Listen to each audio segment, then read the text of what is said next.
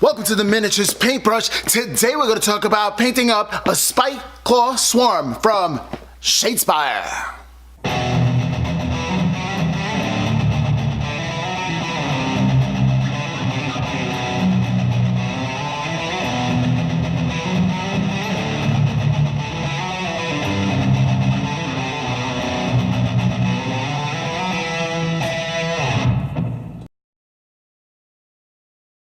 Hello and welcome back. Alright, so here's the box of Shadespire Spikeclaw Swarm, and here is how to put these suckers together.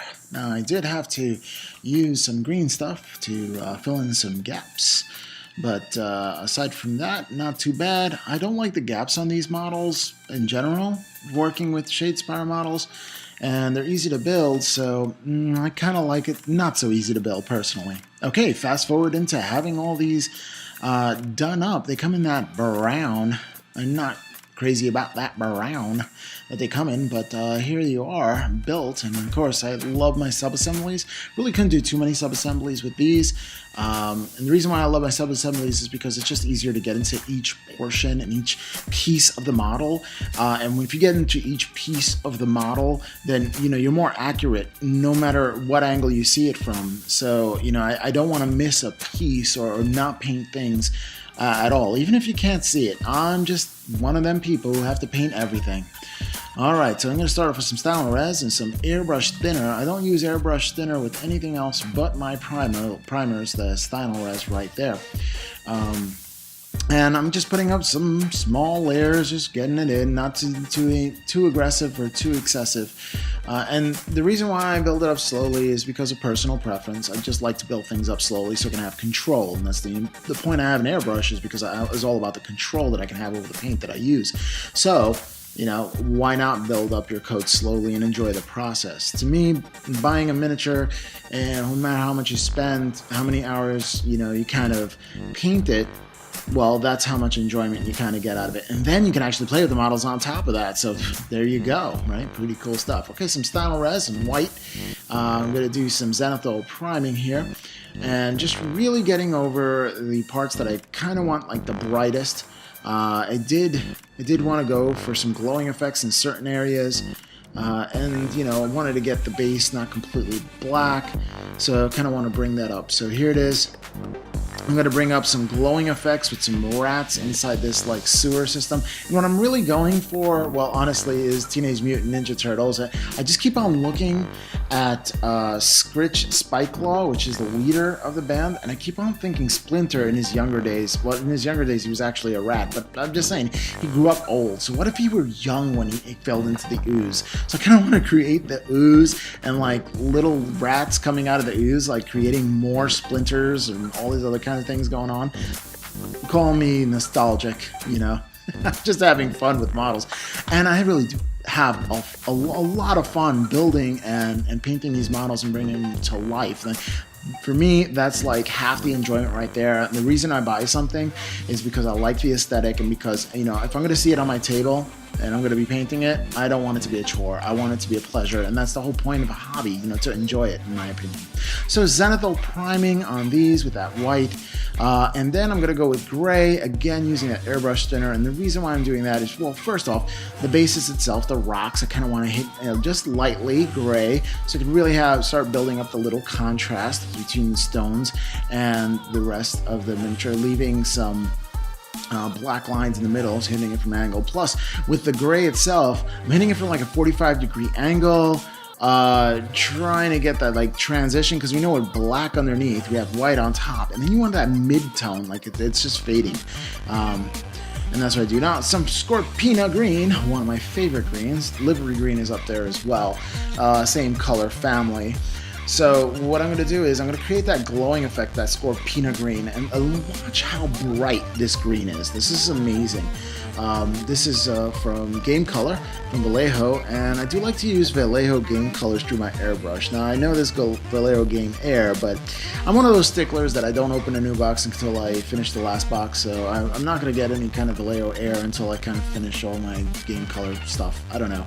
It's silly, I know, and that's just the way I am, you know. I will will go out and buy a range and pick up a range. Actually, I'm looking at watercolors, to be honest with you, and I love the fact that I have a range and different kinds of step up colors, so you can have like gradients. I love that fact. Plus, it's a gel medium, so this way, my whites won't get so chalky so easily, and I just like all that stuff. Plus, Mr. Vince Vitrolel always mentions that it's great. Now I'm going to do a flesh tone. You can get any flesh tone you want if you want to do yours this manner. You can use browns as well. There's no wrong way to, I'm going to retract that. Personally, I would have problems if it were certain colors, but you may like it.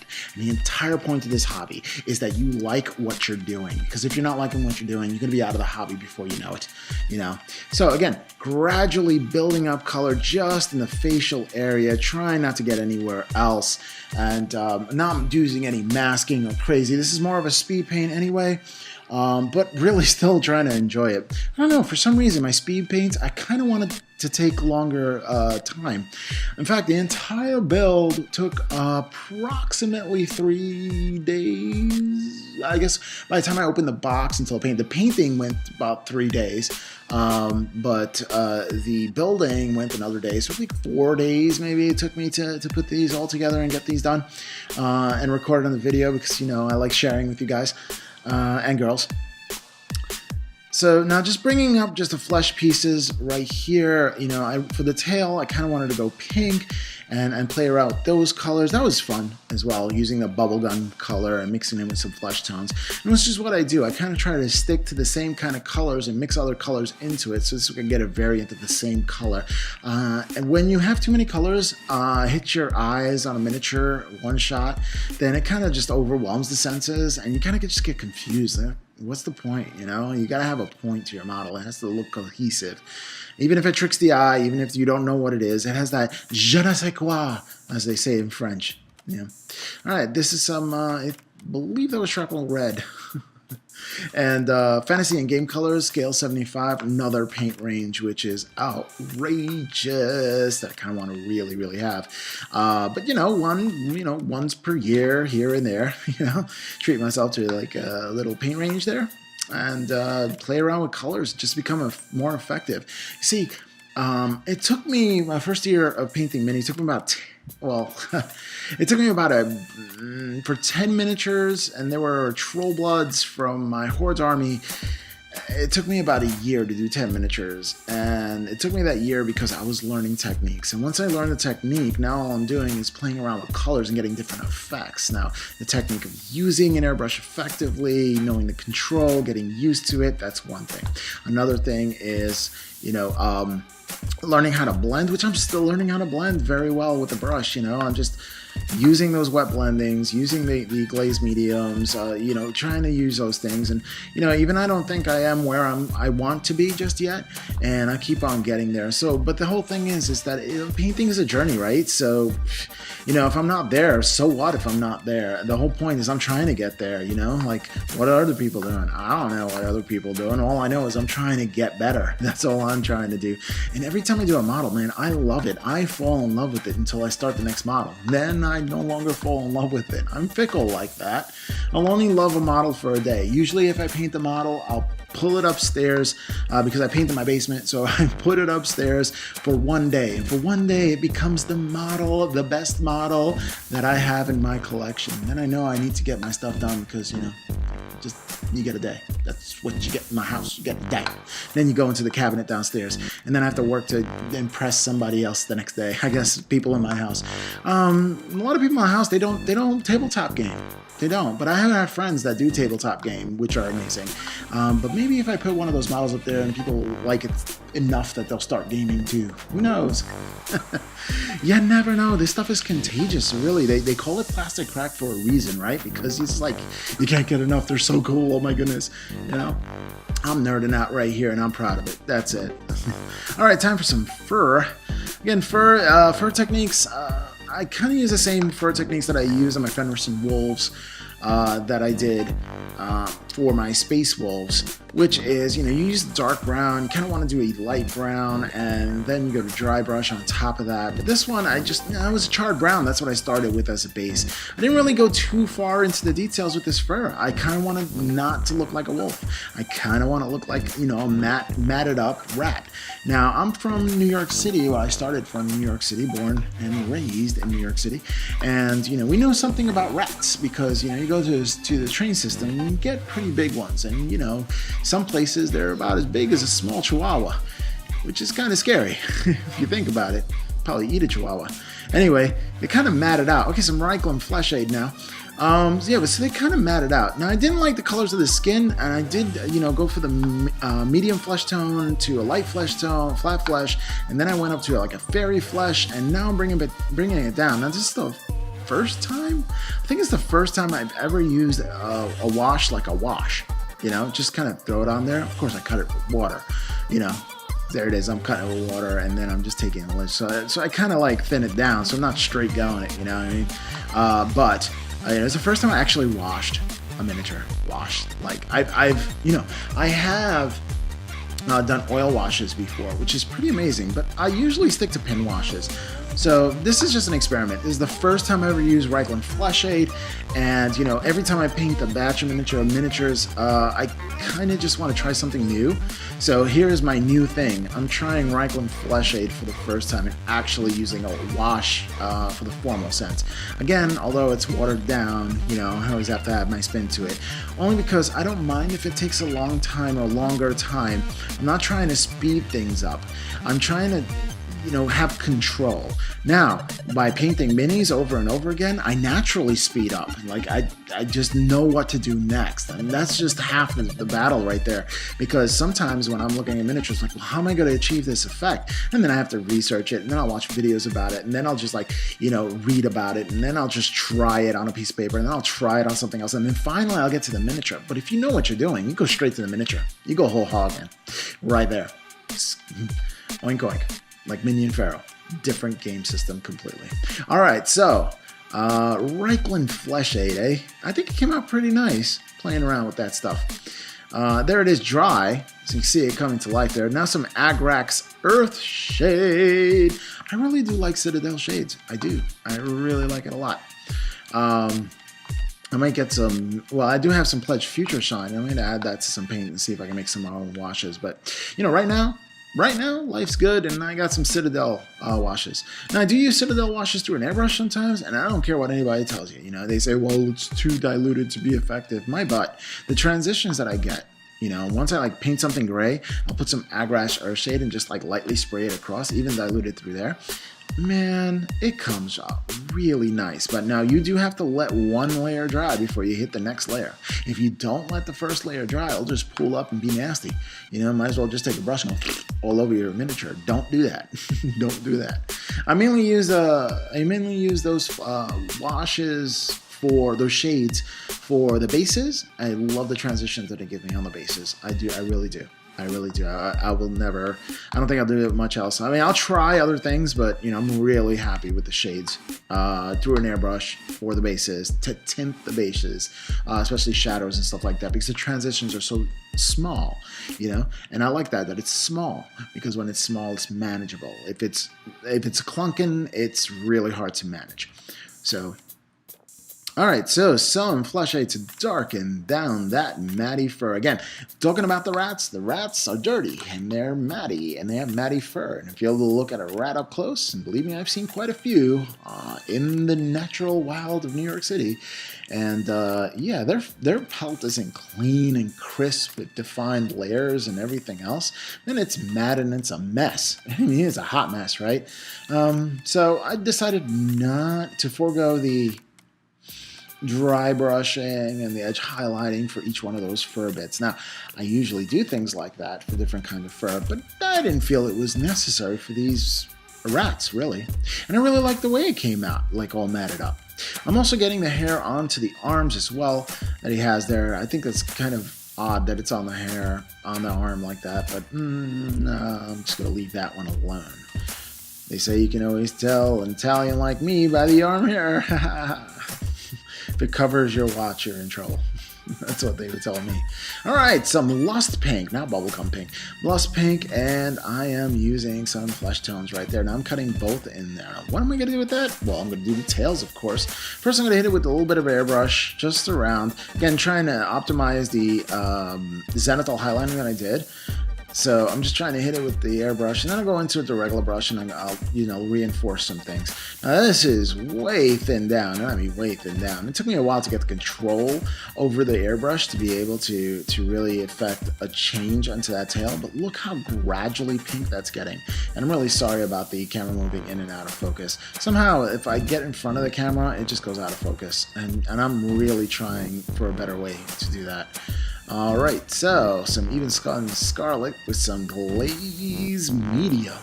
And that's exactly how I did the clothing. That's right, I did it by brush, not an airbrush. So, and it's just glazing it in, and it's really thin coats that I built up time and time and time and time and time and time again. I think they say give 2 thin coats, right? Yeah, no, didn't do 2 thin coats here. I did 8 to 10 thin coats. And the reason why I did that, because it's cloth. And cloth, in my opinion, needs to be smooth.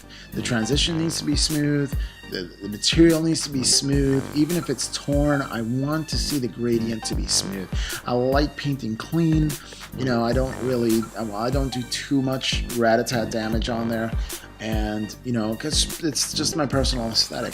Now, some people want realism, and that's cool. And maybe one day when I get to that stage, I will get realism. And this is why I don't think I'll ever win an award for painting. But, who knows? It's just I like to paint clean. I just do. I just do. These are like fresh out the mint here. And they're always fresh out the mint. All my miniatures are fresh out the mint. That's it. I do some weathering when it comes to the boots and stuff like that sometimes for miniatures. And I took a pastel color. I think it was Loft color, and I think I got it from, I'd like to say, I don't know if it was Michaels or AC Moore or something like that. And I bought a whole set, and then I went to what was that? It was Marshall's. I went to Marshall's, and I picked up this mortar and pestle, but it was tiny. It was a tiny little mortar and pestle, so I thought it was one of the cutest things ever. And what I did is that I crushed up those pastel colors, the sticks, and I made it into a powder. And I used the brown powder for dust on the feet, and it works very well. I use a makeup applicator to be able to put it on the feet, and the weathering is pretty cool, and it's amazing for me. I like the high school gradient that it gives it. And I usually do some kind of dust going on there, but I don't go crazy with weathering, and that's one thing I'm going to really take a look into. And the simple reason why I'm taking a look into that is because, one thing I'm going to use to practice that with, I do have a vehicle that my brother had given me, and it's a metal model. It's a truck, and I'm learning from Mini Dreams. Oh man. Yeah, I'm learning from another YouTuber. He's pretty darn cool. And Mr. Mini Dreams, that's it. Mr. Mini Dreams, he's the man. He is the man. Let me tell you. Yep, Mr. Mini Dreams. He is the man. Let me tell you, when it comes to scale modeling, he hooked me up with a couple of sites that actually had, sorry, I had to look that up, that actually had weathering techniques and cars and stuff like that. And if you have not, with his cars and stuff, oh my gosh. And he's starting to get into Nerdle and a whole bunch of, he's doing some Clan Pestilence. And Mr. Mini Dreams, it's called Skaven. Not Scavian or Scavian, it's Skaven. Skaven rats. Skaven. Okay. But I think he's doing an amazing job, and his weathering techniques are outrageous. His model building skills are, right up there. It's pretty amazing stuff, I like the scale modeler as well. I like quite a few people, but yeah, Mr. Mini Dreams is pretty awesome. And, he's always willing to share, and he's such a good guy, man. So, guys, if you want to check him out, you can check him out. I'll put a link in the description right there. I don't know why I'm tapping things. I shouldn't do that because that picks up the mic. I'm having fun here just recording. Another one of my hobbies is putting together YouTube videos. Yeah, that's right. So what I'm doing right now is a continuation of my hobby, and I really just do love that. I love that we have an interaction and stuff like that. All right, so here I have that staff. Now I didn't want to know what to do with that staff. First, I got some intense wood, and I just like put some matte medium down because that thing is glossy. Let me tell you, when it comes to intensity for the ink sets, man, those suckers are glossy. So you'd have to cut them back, and I didn't feel like spraying everything down because I'm going to use metallics on the paint job, and I don't want to skew the metallics down. So I had to use the matte medium up front. That's right. I'm saying I'm not varnishing these minis. Oh no, not varnishing. But I'll just be careful with them, right? I do have a friend that's very heavy-handed, but I have to keep my distance with that with my minis because really, respect. Anyway, yeah, just be careful. That's all I have to say. If you're going to paint these things and not varnish them, be careful. But every time I do metallics, like I don't want to varnish them because it's just going to dull down the metallics. And then what I should do is before I paint any metallics, hit it with a coat of varnish and then use the metallics and do that at the end. But I just didn't do it this time, so I just didn't feel like doing it. So I didn't do it. It's as simple as that. And with me, if I don't feel like doing something, I just won't do it. So when it comes to model painting, when it comes to miniature building, I do what I enjoy. This is a hobby, so I do what I enjoy. And if it happens to be, painting up some metallics before I put on the other colors, then that's the way it's going to happen. There you go. All right, so these are kind of coming out pretty well. You got to see a little grate there. I also did that ooze coming up there. And I kind of trying to do a OSL effect on his legs as well. When I spray painted, I also looked at the miniature where it was, and I kind of sprayed the legs as well. Now some bootstrap leather. Now what you don't see is right now, this second, that bootstrap leather is spilled completely all over my table. That's right. I'm leaving this in because I should have poster tacked it to my workspace. And the reason why I didn't poster tack it to my workspace is because I forgot my own advice. That's right. I gave my own advice during the holiday season when I was going for YouTuber awards from Vince Venturella, and I did give advice to poster tack those type of paint pots, so this way they don't spill over. Didn't do it, didn't heed my own advice, and sometimes that happens. So there you go, my bootstrap leather. Goodbye. For the most part, I did salvage some of it. Okay.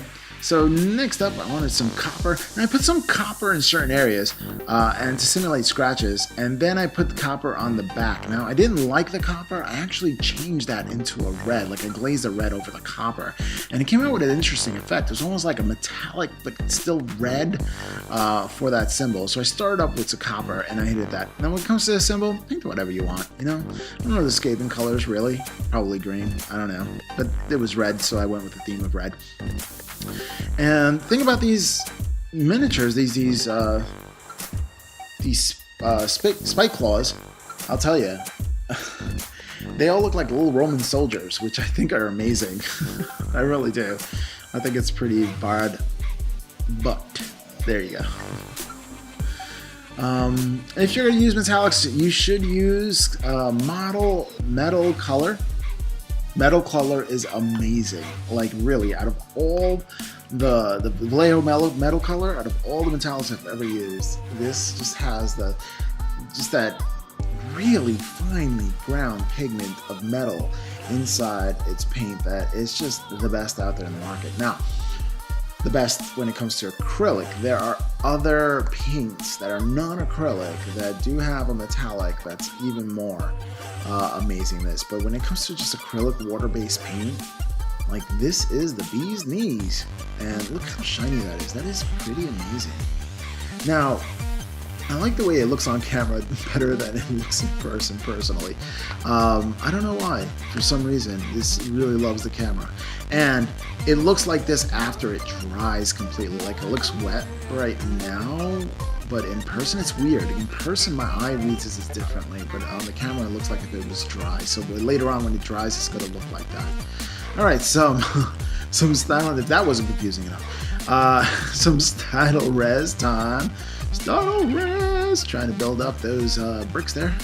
And what I'm trying to do is just, hitting the center of each one of these blocks, just trying to give it some, I guess, some tonality, kind of bring it up lighter the middle of the block and then darker on the edges of the block. I really like the effect that creates. You can see it really gives it some dimension. So, you know, I try to do that, and I do that with all miniatures. Like, I hit all the blocks the same way. I don't think I did it in this video, in this section of the video right here, but I did it throughout the model range, and I think it came out really nifty. Yes, I said nifty. Nifty! That's right. See, one thing about me, I'm not ashamed of who I am. I'm not ashamed that I nerd out. I am not ashamed of who I am. So, you know, this is who I am. This is what I do. This is what I love, and I'm not ashamed of it at all. And that's why my personality is a little out there, because I'm not afraid to be myself. So many people are just like so shy and afraid to be themselves. And I gotta admit, I was shy too, but you know, kind of got over it.